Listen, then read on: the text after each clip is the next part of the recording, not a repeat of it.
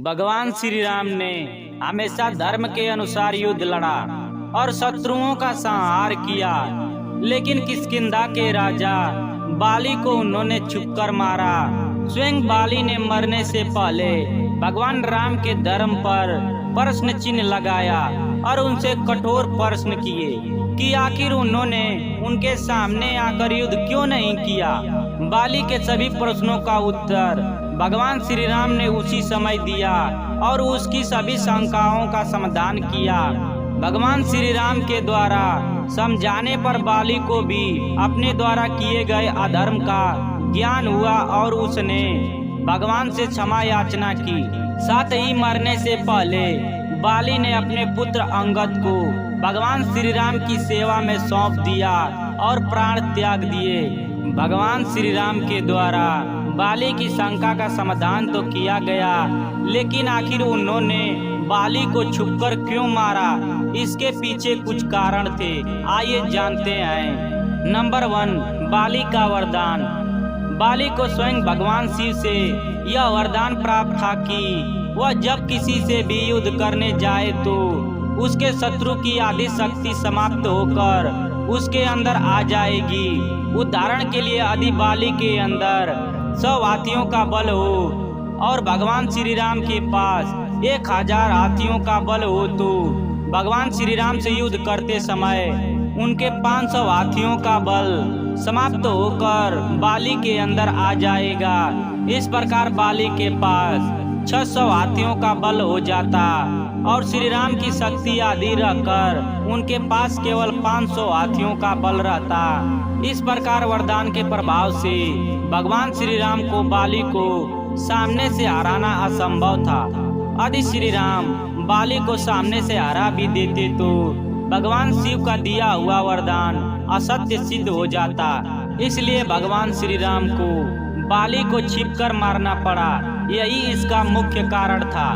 Number 2, राजा को दंड देने का अधिकार। चूंकि संपूर्ण पृथ्वी इसाकू वंश के अधीन थी और उस समय अयोध्या के राजा दशरथ पुत्र व राम के छोटे भाई भरत थे।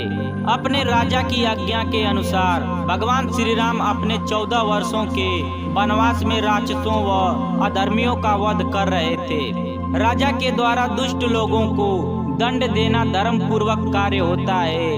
बाली ने अपने जीवन में कुछ ऐसे ही कर्म किए थे जिसके कारण उसको दंड दिया जाना उचित था, इसलिए भगवान श्री राम ने उसका वध किया। नंबर 3, सुग्रीव से मित्रता। जब भगवान श्री राम माता सीता की खोज में सुग्रीव के पास पहुँचे तो उनसे उनकी मित्रता हो गई। दोनों ने मित्रता पूर्वक एक दूसरे की सहायता करने का वचन दिया। चूंकि सूर्यवंशी राजा एक बार वचन देने के बाद उससे पीछे नहीं हटते थे, अन्यथा यह धर्म के विरुद्ध कार्य होता। अपने पिता दशरथ के इसी वचन का पालन करने के लिए प्रभु श्री राम ने 14 वर्षों का वनवास लिया था। इसलिए अपने मित्र सुग्रीव को दिए वचन के अनुसार उनका बाली का वध करना निश्चित हो गया था, जिसे वे झुठला नहीं सकते थे।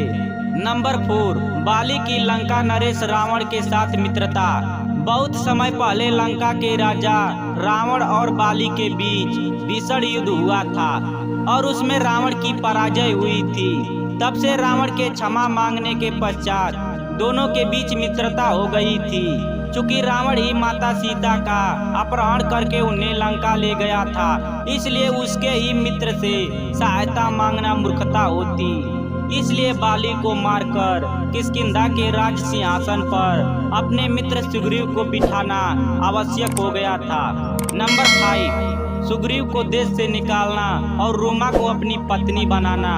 जैसे छोटे भाई के लिए एक बड़ा भाई पिता समान होता है, उसी प्रकार बड़े भाई के लिए छोटा भाई अपने पुत्र समान होता है। यदि छोटे भाई से भूलवश कोई गलती हो भी जाए तो उसे क्षमा करना बड़े भाई का कर्तव्य होता है।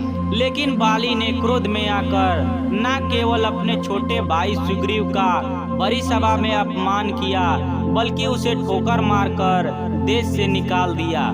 इतना ही नहीं, बाली ने उसकी पत्नी व अपनी पुत्र वधू समान तारा को अपनी पत्नी बनाकर राजमहल में ही रखा। अपने भाई के जीवित होते हुए वह तारा की इच्छा के विरुद्ध उसने उसे अपनी पत्नी बनाया, जो धर्म के अनुसार बिल्कुल अनुचित कार्य था। भगवान राम ने